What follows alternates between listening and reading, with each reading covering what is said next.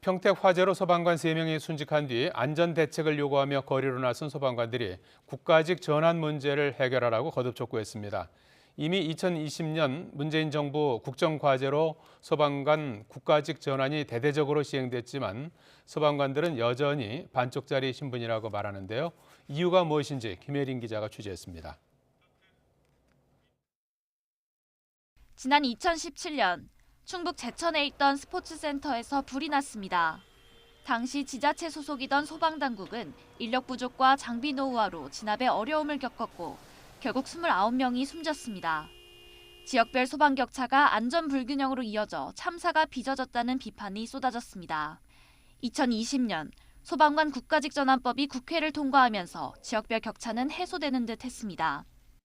소방공무원의 국가직 전환은 소방공무원의 처우 개선뿐만 아니라 소방인력과 장비 등에 대한 지역 간 격차를 해소하여 재난에 효과적으로 대응하기 위한 것입니다. 하지만 소방관들은 소방 조직이 여전히 반쪽짜리라고 지적합니다. 소방관 신분은 국가직으로 바뀌었지만 인사권과 예산권은 지방자치단체에 그대로 남아있기 때문입니다. 지자체별로 재정 자립도 등이 제각각인 만큼 소방 서비스의 격차도 여전히 해소되지 못하고 있습니다.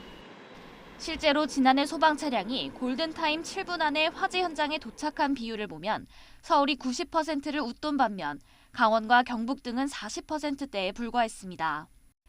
소방관들은 신분만 국가직이 됐을 뿐 열악한 처우도 사실상 바뀐 게 없다고 말합니다.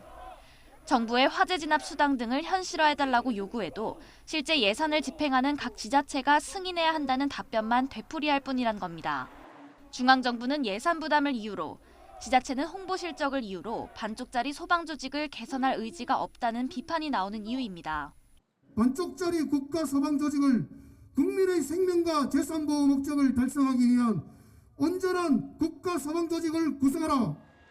소방관 국가직 전환법은 시행 때부터 보완이 필요하다는 지적이 잇따랐지만 2년이 지난 지금도 제자리 걸음입니다.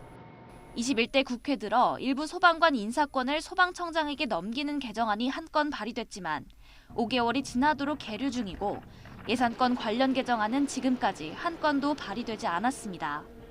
YTN 김혜린입니다.